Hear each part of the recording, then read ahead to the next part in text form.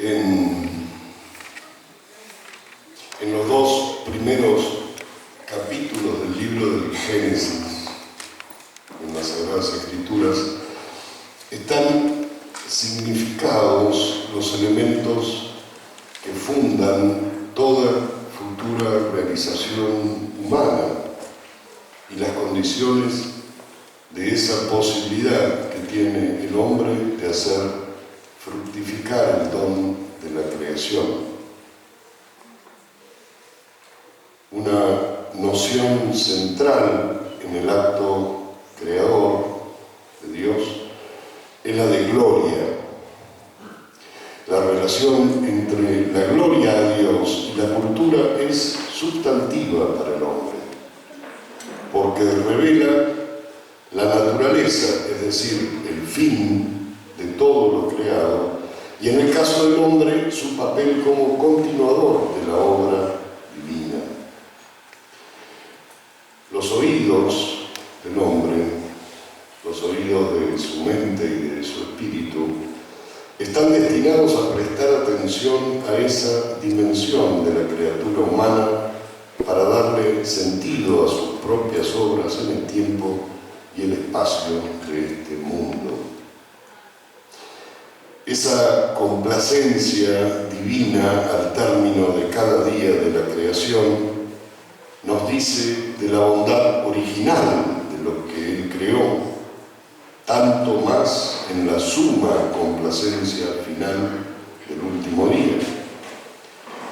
Pero también esa complacencia nos habla del espejo que significa la criatura que refleja no solo la inmensidad y perfección divina, sino que al espejarlas glorifica al Creador en una alabanza que, salvo en el caso de los coros angélicos y del hombre mismo, es inicialmente muda, pero significativa, porque fuera del hombre, propiamente hablando, todo lo demás no habla.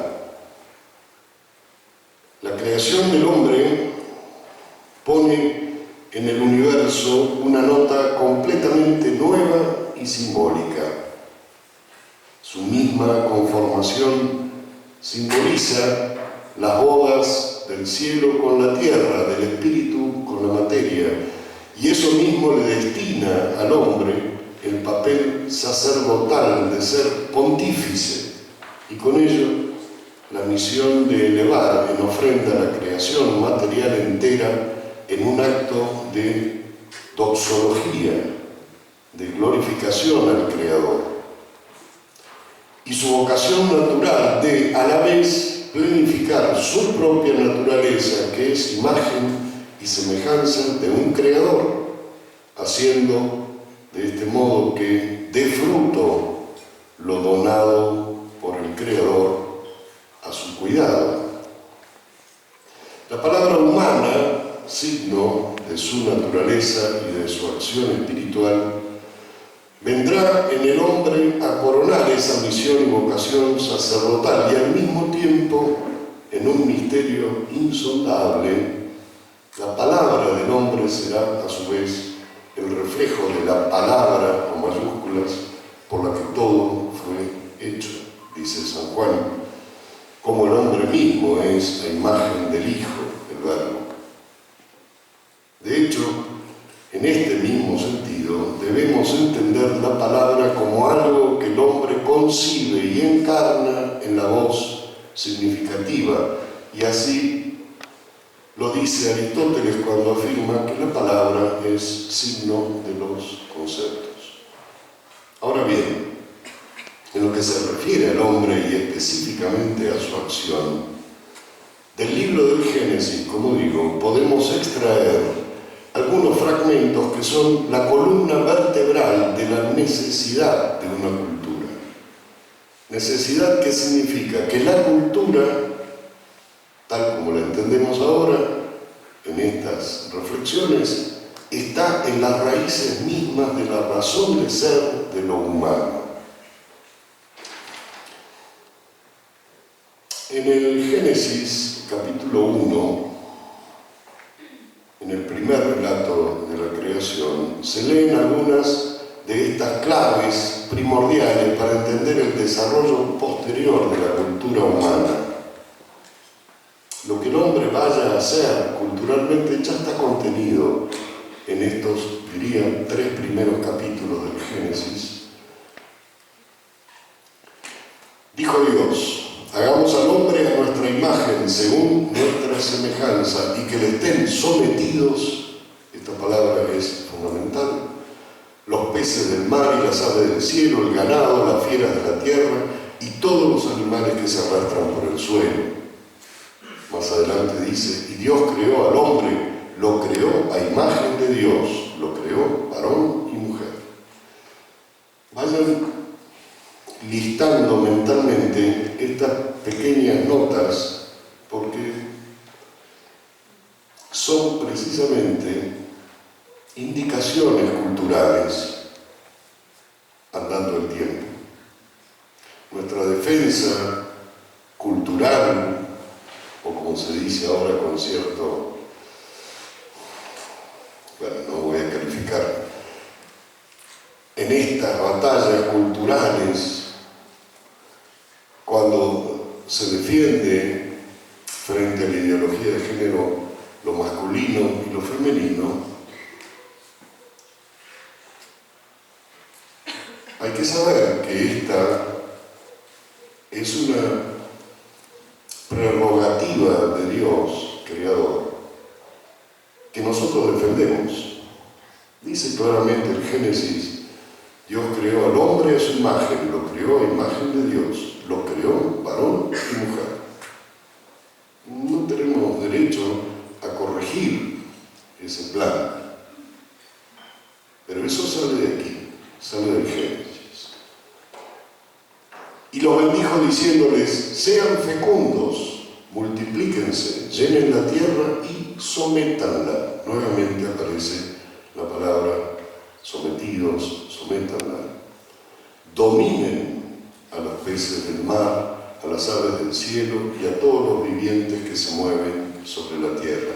Y continuó diciendo: yo le doy todas las plantas que producen semillas sobre la tierra y todos los árboles que dan frutos con semilla, ellos les servirán de alimento. Y así, Dios miró todo lo que había hecho, dice finalmente este relato, y vio que era muy bueno. Una vez que creó al hombre, por cierto. Así hubo una tarde y una mañana, ese fue el 6º día. Las palabras claves aquí, en orden a nuestro tema, son estas que aparecen como palabras fuertes, pero que tienen un significado clarísimo respecto de la precedencia humana en el cuidado, en la administración y en el dominio, que había que traducir como enseñoramiento, que el hombre debe hacer de todo lo creado. En ese trámite de dominar, someter, administrar, en esa mayordomía, el hombre hace cultura.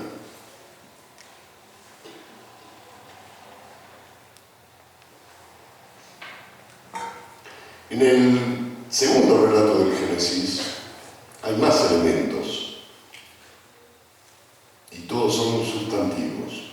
Por un lado dice: entonces Yahvé Dios formó al hombre con polvo de la tierra, luego sopló en sus narices un aliento de vida y existió el hombre con aliento y vida.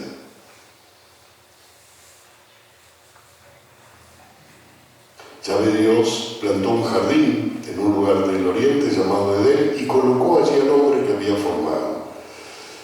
Yahvé Dios hizo brotar del suelo toda clase de árboles agradables a la vista y buenos para comer. El árbol de la vida estaba en el jardín, como también el árbol de la ciencia, del bien y del mal. Más adelante relata los ríos que recorren ese jardín y dice: Yahvé Dios tomó al hombre y lo puso en el jardín del Edén para que lo cultivara y lo cuidara. Sinónimos de dominio, sometimiento, administración, mayordomía.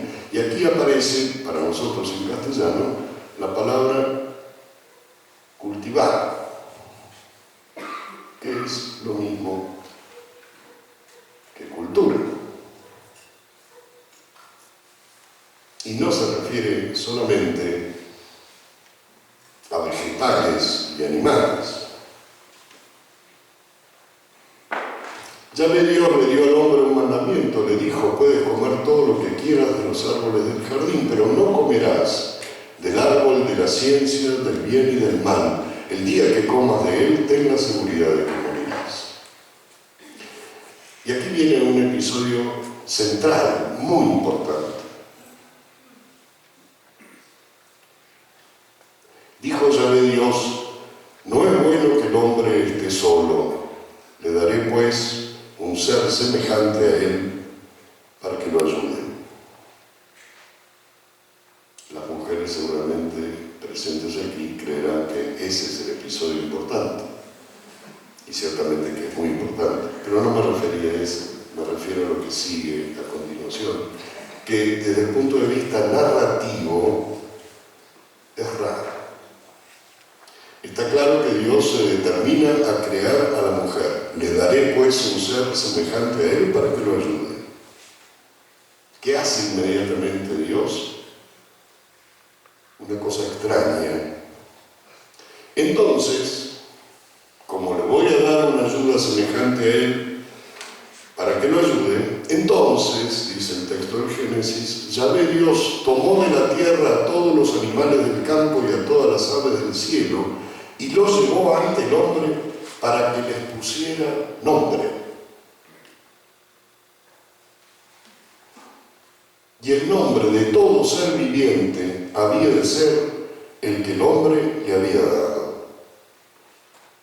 Hay una especie de bache. ¿Estará bien el relato? No estábamos en la creación de la mujer. Esto es una especie de desvío, de colectora. Se distrajo Dios. Este es el pasaje que digo, es muy importante para nuestro tema. Aquí nace la palabra, y vamos a hablar después bastante de esto. Pero tengamos en cuenta que este acto, primero de Dios y después del hombre, es fundamental para la cultura, porque Dios le está dando al hombre, a través de la palabra, las llaves de lo creado.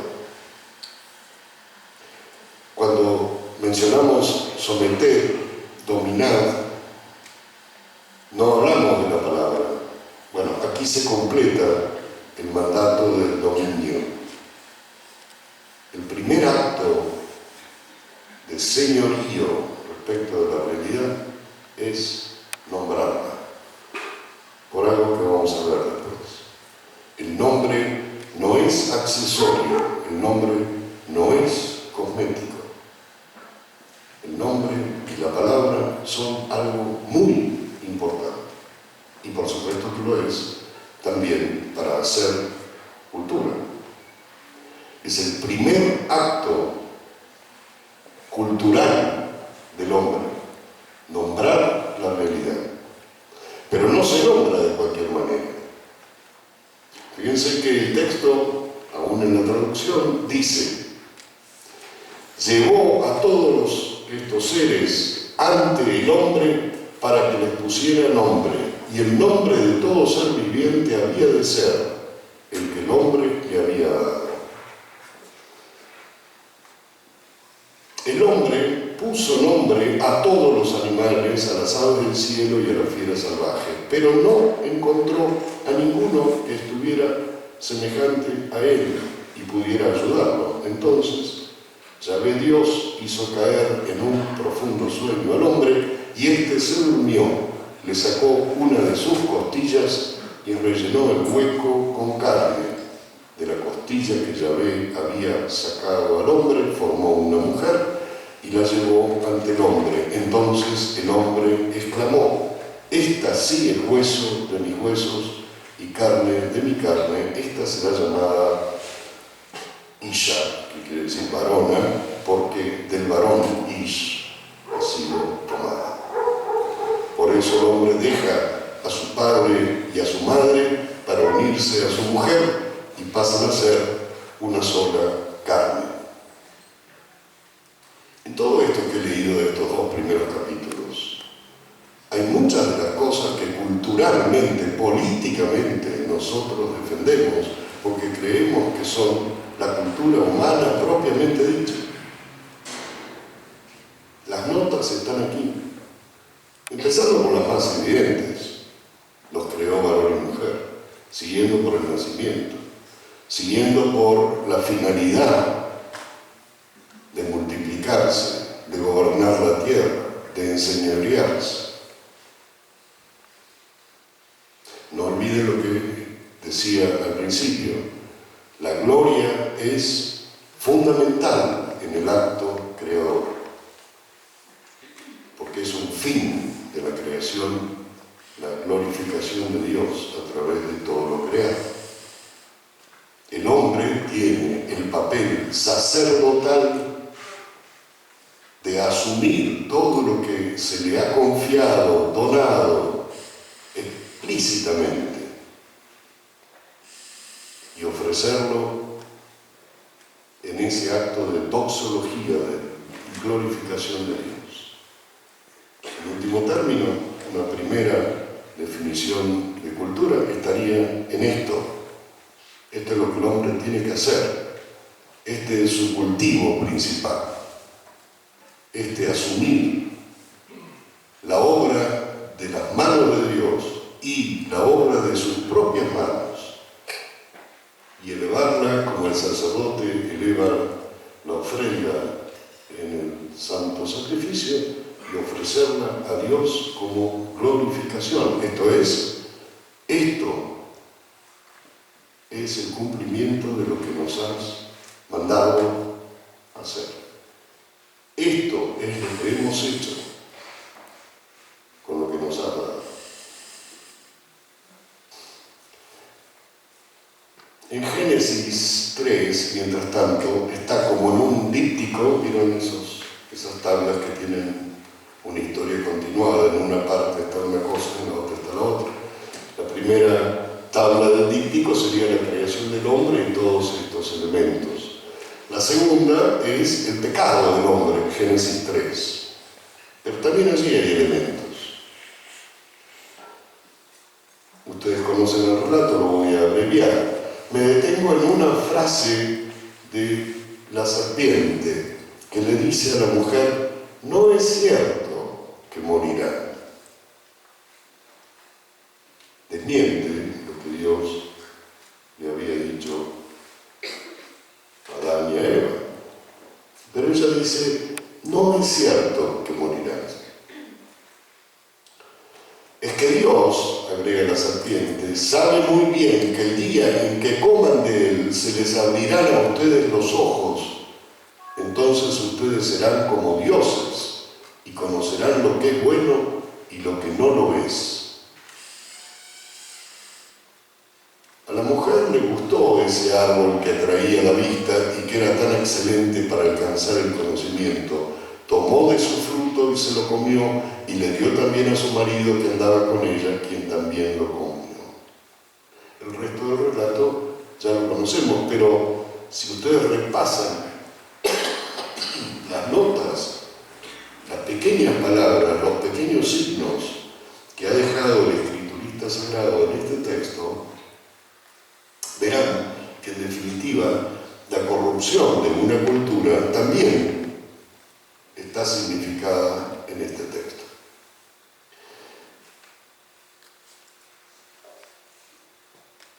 Empiezan varias cosas. La primera es el pudor. En un sentido que desnaturaliza la creación. Se ha dicho antes, los hombres, tal como fueron creados, con sus dones preternaturales, estaban desnudos y no sentían ningún pudor por eso, que es la contraparte de que no sentían ningún deseo pecaminoso, ni se avergonzaban de su cuerpo. Pero eso fue antes del pecado. pecado. Después del pecado las cosas cambiaron y el pudor se hizo espontáneo. Y Dios, que sabe esto, llamó al hombre y le dijo: ¿dónde estás? ¿Ven? Aquí tenemos una consecuencia también cultural. Esta palabra ¿dónde estás? Es importante. Dice San Agustín: te caes de Dios, te caes de ti mismo. De modo que una de las primeras cosas que el hombre hace cuando pervierte su papel, el papel que Dios le ha asignado, le ha mandado y para el cual lo ha dotado originalmente, cuando el hombre pierde esto, lo primero que hace es esconderse de Dios.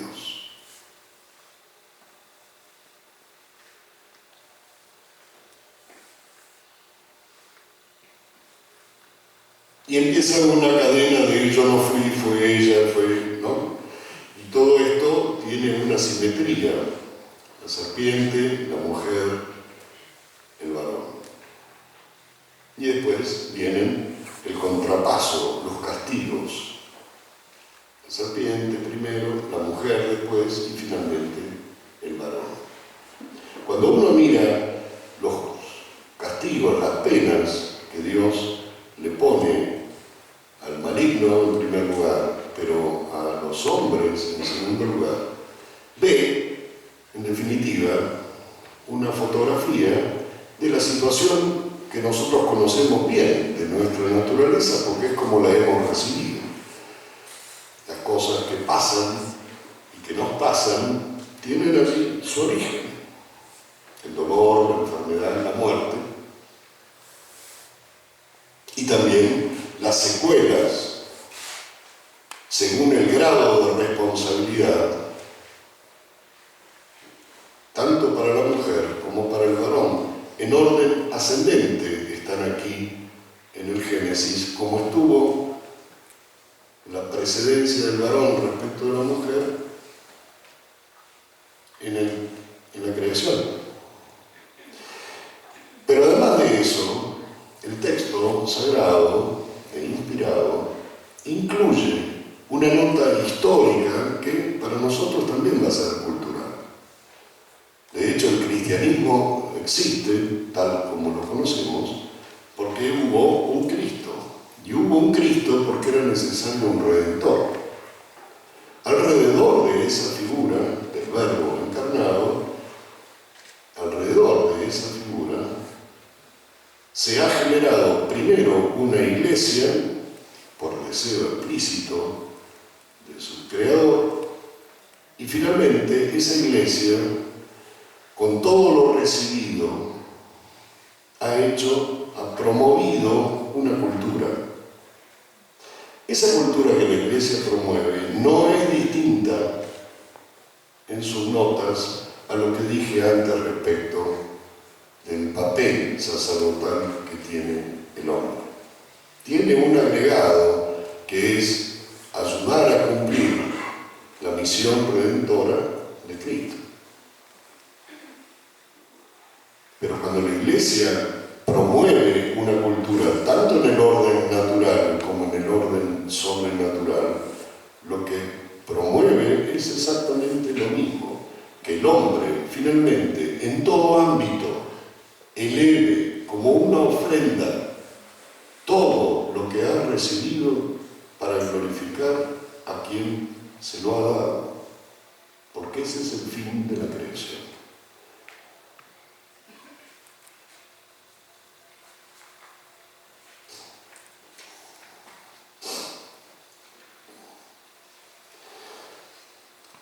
Pasamos un poco a los temas relativos a la palabra, porque dije que ahí hay un punto central y voy a tratar de explicar por qué y de paso contestar la pregunta del título: ¿a quién le habla una cultura? Como dije rápidamente recién, el hombre, y se ve en el texto del Génesis, el hombre debe concebir en su mente para conocer, y concebir en su inteligencia es en lo mismo el conocimiento. Conocer significa que el hombre ha concebido la realidad al modo como está en la inteligencia, Esa concepción intelectual es también, y de un modo particular, cierta presencia de lo conocido mismo en la inteligencia. Esto es un diseño natural, y de este modo, en este diseño de la criatura humana, Dios le asegura a la criatura inicialmente la apertura de las puertas de la mente a la realidad tal como ella es. Es el primer contacto que el hombre tiene con lo real extramental, hace que lo extramental ingrese en el intelecto de modo virtual, digamos así, no de modo real, no tengo un elefante en la cabeza, sino que entra algo del elefante, algo que puede entrar en la inteligencia, tiene que ser algo inmaterial, porque la inteligencia es inmaterial. Ese primer acto del diseño del conocimiento lo hace así Dios para que el hombre tenga en ese primer acto la realidad tal como es. Completa, no, pero sí la realidad como es. A partir de allí el hombre va a hacer una serie de acciones que completan, de algún modo, no del todo, el conocimiento de la realidad. Pero Dios se asegura que el hombre tenga, que al hombre no le falte, efectivamente, la posibilidad de conocer las cosas, aunque incompletas, pero tales y cuales son. Poder conocer las cosas de este modo, tal cual son, aunque nuestro conocimiento de ellas sea a partir de ese primer momento progresivo hasta cierto punto, es un don inestimable, porque, entre otros beneficios, es la condición de posibilidad para poder ejercer la libertad que Dios quiso que su criatura tuviera. Y la libertad depende de poder conocer previamente. Si no pudiéramos conocer y saber que conocemos, no podríamos ser libres. Y sin esa libertad, otra cosa perderíamos. El amor no estaría al alcance de los hombres. Y esto también es vital para entender la naturaleza y el papel de la cultura. El hombre obra según concibe. Y la cultura es una obra humana que hemos visto que en el Génesis aparece mandada, señalada específicamente por el Creador a la criatura humana. No una vez, sino varias veces, incluyendo después del pecado.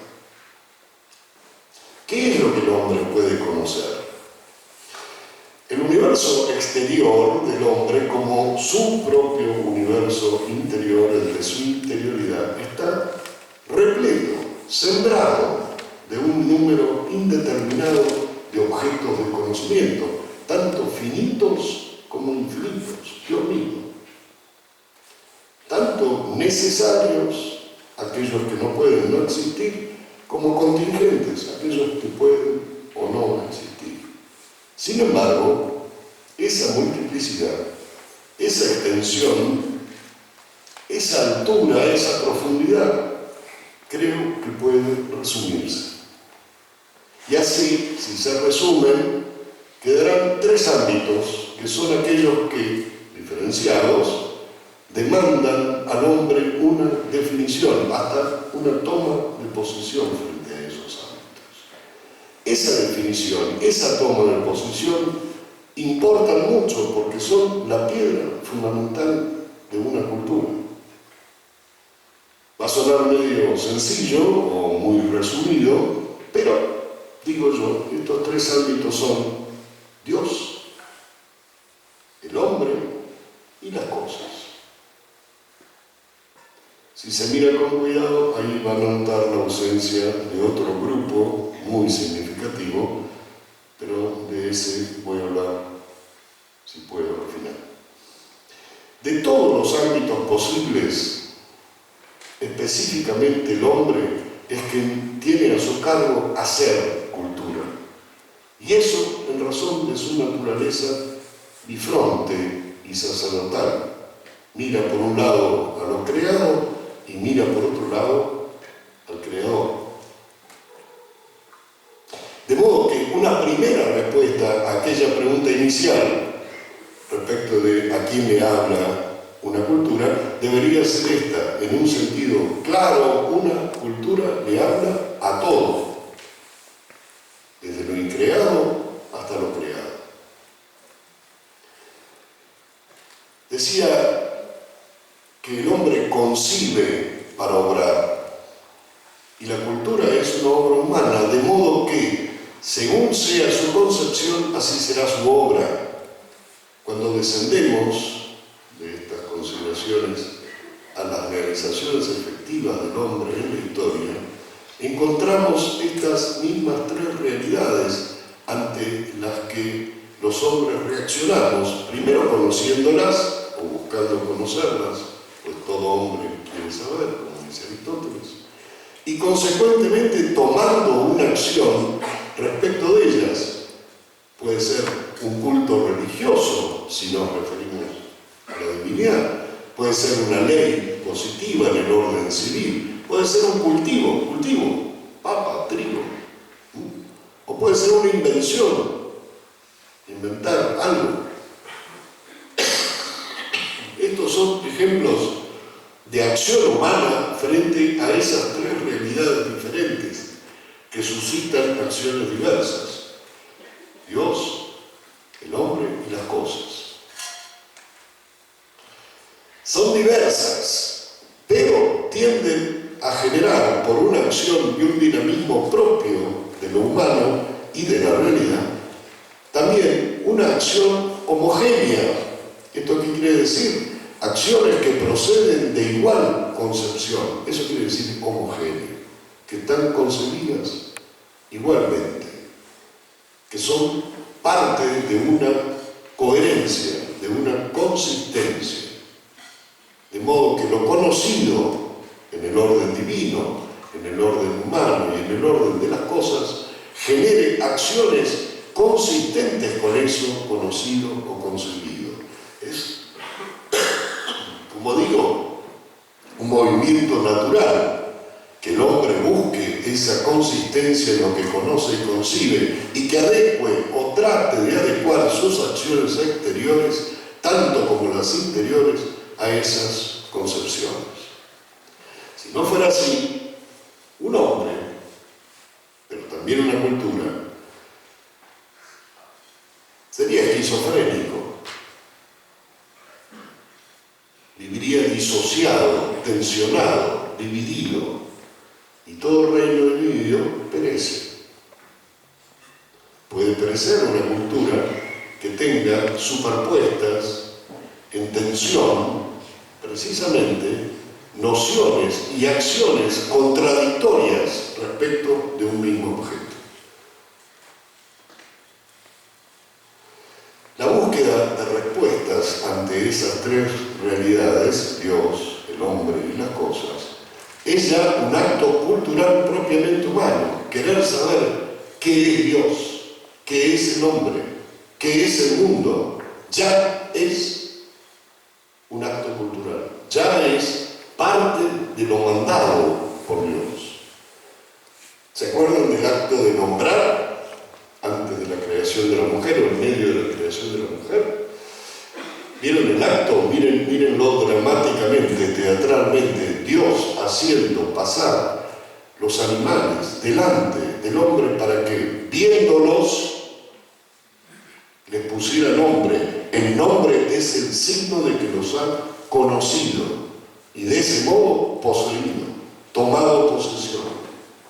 A ver, no es tan difícil de entender. A ustedes les regalan un cachorro. ¿Qué es lo primero que quieren hacer? Ponerle nombre. No hablo de un hijo, pero con un cachorro es más suave.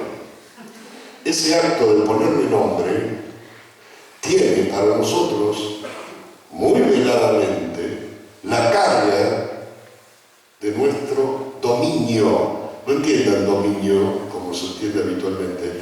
dominio viene de dos mundos. Soy el Señor de ese perro.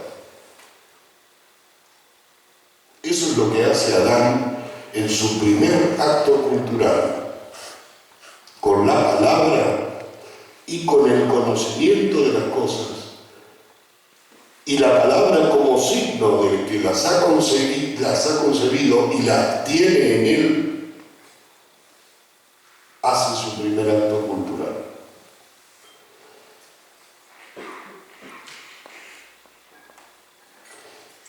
Sin embargo, la misma naturaleza del hombre, corpórea por un lado y espiritual por otro, está sometida al paso, también por eso, de la potencia al acto. No es todo inmediato, instantáneo. Y las respuestas que él puede dar sobre Dios, el hombre y las cosas, no son inmediatas ni totales, y tiene que transcurrir el tiempo para que se desarrolle esa demanda de conocimiento y acciones que lo empuja naturalmente. No olvidemos que es una criatura a imagen y semejanza de un sumo viviente espiritual y a la vez creador. Y por eso el hombre lleva una impronta espiritual y creativa análoga a la de su creador. Ese desarrollo temporal que necesita el hombre y que él acomete a lo largo de la historia, tanto personal como social, comunitaria, será tanto en extensión más objetos como en intensidad más profundamente conocidos. Sin embargo, repito, aún ese desarrollo estará siempre en consonancia con las definiciones que el hombre alumbre respecto de Dios, el hombre y las cosas, acertadas o erradas. Está claro que esta posibilidad de que el hombre equivoque el juicio respecto de cada una de esas realidades, el juicio, es decir, componer y dividir con términos, esto es esto. Eso puede pasar, el hombre puede equivocarse en eso. Y está la posibilidad de que, habiendo apuntado con acierto por ahí inicialmente el conocimiento de algo, andando el tiempo, el hombre cambie su opinión o sus certezas respecto de estas tres realidades. Las consecuencias de este cambio siguen también la misma norma natural que dije antes: se obra según se concibe. Cambió su concepción, lo más probable es que cambie su obra. De modo que si la concepción cambia, cambia la acción, más tarde o más temprano. Pero también se va a cumplir otra ley, que es ese apetito de homogeneidad.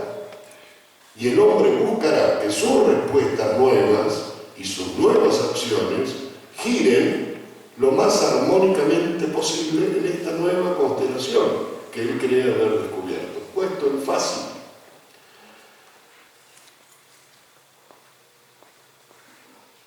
Estas cosas que nosotros vemos en ciertos ámbitos, ahora legislativos, dependen de una concepción. Para poder hablar de matrimonio igualitario y tratar de hacerlo efectivo, yo tengo que tener una concepción de lo que es el matrimonio.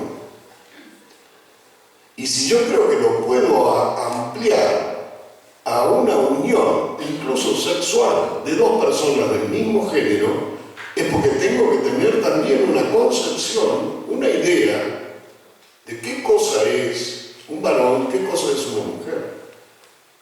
Si creo que el género se construye y que no tiene que tener relación con los creó varón y mujer, eso es una concepción. Y mis acciones van a seguir esa concepción.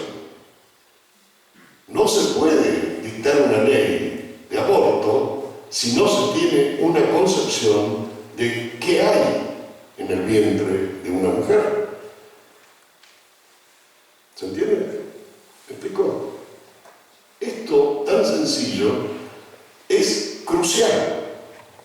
porque el hombre obra según concibe.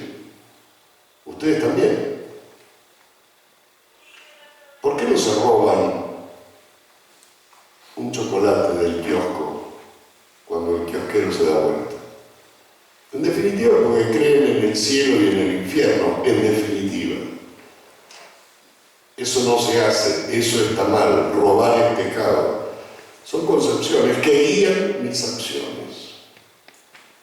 ¿Por qué bendicen la comida cuando van a comer?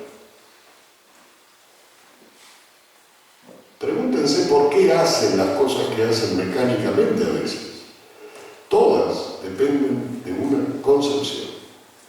Y tratan de que su vida sea consistente, coherente, homogénea. Miren, sexualmente soy Mick Jagger.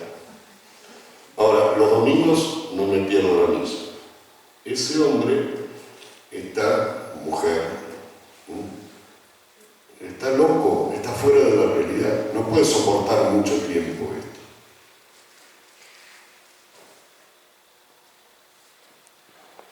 Ustedes van a hablar de la universidad en estos días. La universidad tiene una responsabilidad enorme. No es el único elaborador, vislumbrador y dictaminador de concepciones. Está la familia, está la escuela, están las leyes, está el discurso político, está la publicidad, está la música. Pero la universidad tiene una cierta obligación de fundar sus proposiciones. Tinelli no. Tinelli puede decir cualquier pavada y mañana decir otra. La universidad, al menos aparentemente, se toma en serio el curso de las ideas, en cualquier ámbito. Biología, derecho, filosofía, teología, letras, ingeniería, en cualquier ámbito. Intenta fundar certezas, pero de esas certezas se van a seguir acciones. Muchas de las cosas que nosotros hemos visto, los más viejos, durante más tiempo, modificarse y cambiarse, han salido de la universidad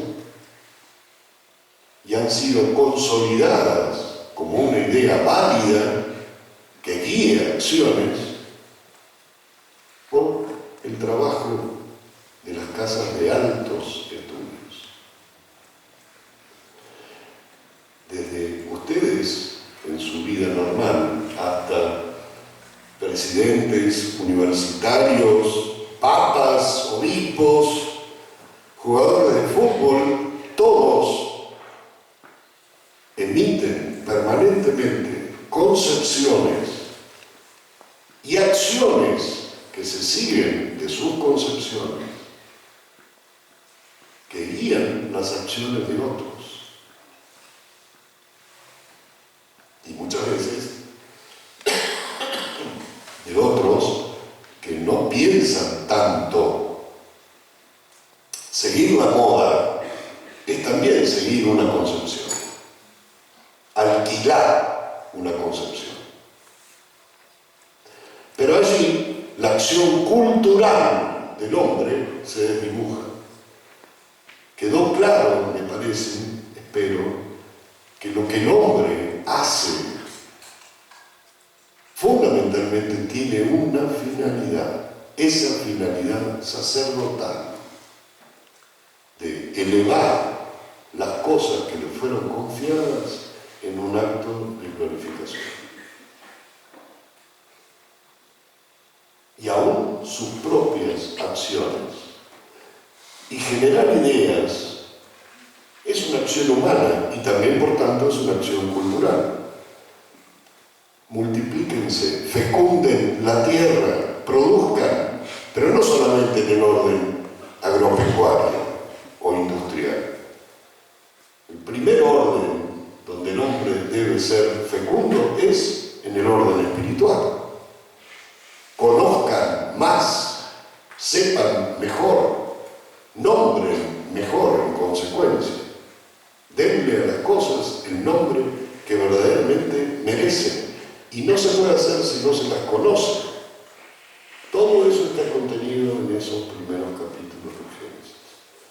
Está dicho así, sencillamente, como un cuentito, pero significa todo eso, incluyendo, cuando todavía no había el hombre pecado, la redención, como dicen los padres, como dice San Pablo, nombrando a Cristo el nuevo Adán y a la Iglesia la nueva Eva.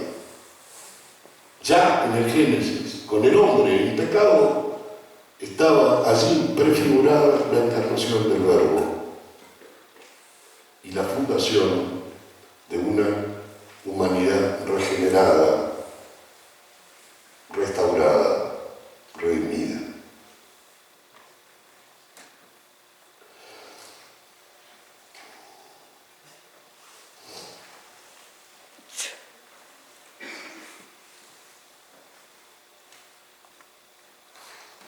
¿Alguien me puede decir qué hora es? ¿Cómo? 10:10. Muy bien. ¿A qué horas empezamos?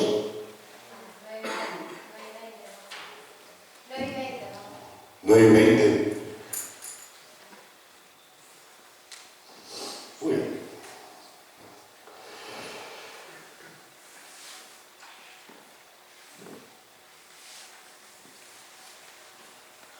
Entonces, dicho esto, ¿cómo contestar la pregunta de estas reflexiones? ¿A quién le habla una cultura? La palabra, dije, es en el hombre el signo por excelencia. Es la encarnación aérea, es decir, la materia más sutil, por excelencia de su mente, de su corazón, de su espíritu. ¿Es el único signo del hombre? No. Pero es el signo por excelencia para el hombre. No hay otro en el Génesis tan importante como la palabra humana.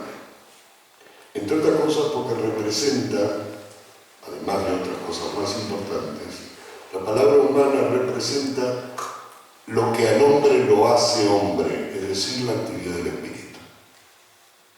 Y está bien que el espíritu inmaterial tenga como signo corpóreo la materia más sutil,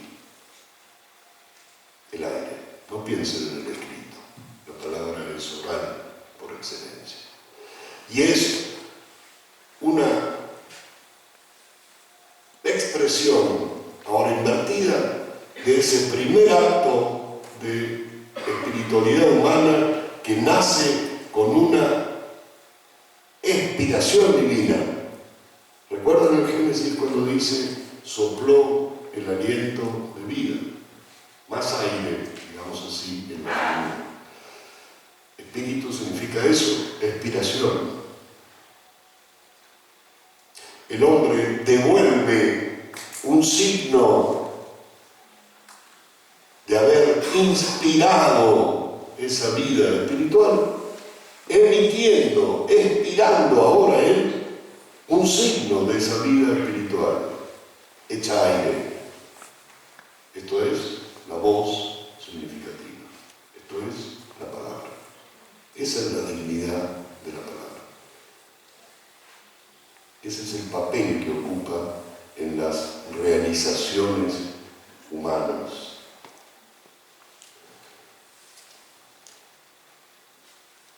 De modo que cuando se pregunta a quién le habla una cultura, estamos poniendo al hombre en el centro mismo de nuestra pregunta y de la cuestión misma de la cultura, que como realización específicamente humana, también la cultura, habla.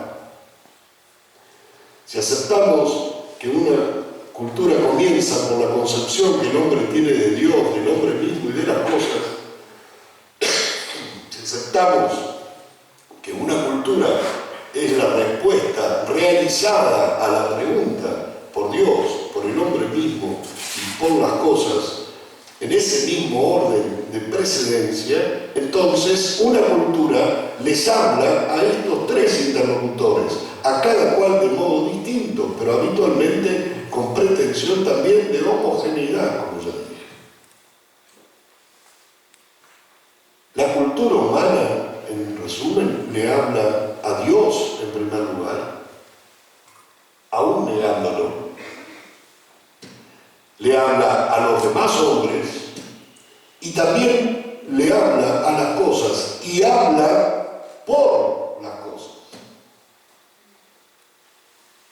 Estos tres son interlocutores en la misma medida en que a ellos se dirigen las acciones culturales del hombre. Todas las acciones culturales del hombre se dirigen a estos tres, y a veces alternativamente a unos más que a otros. Desde el culto hasta la economía, aunque les parezca raro. Desde la educación hasta el diseño de la ciudad, desde la construcción de una catedral a la composición de un poema o a la invención de la bicicleta. Todo es todo.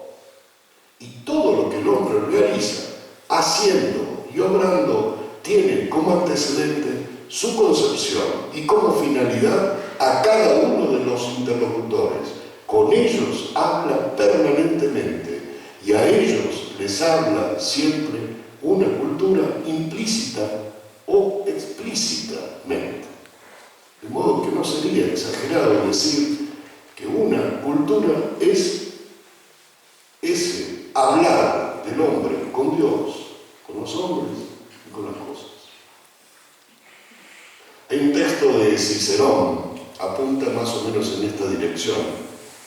Dice: no somos más numerosos que los hispanos, ni somos más fuertes que los galos, no somos más astutos que los fenicios, ni mejores en las artes que los griegos, ni tampoco que los ítalos y los latinos en cuanto al sentido innato del suelo natural, pero sí superamos a todos los pueblos y a todas las naciones por las pietas, por la religio y por una sapientia que consiste en que nosotros tenemos la evidencia profunda de que todo está regido y gobernado por el numen de los dioses. Hay un apunte de un escritor notable y muy talentoso, contemporáneo, un escritor de izquierda y con notas existencialistas,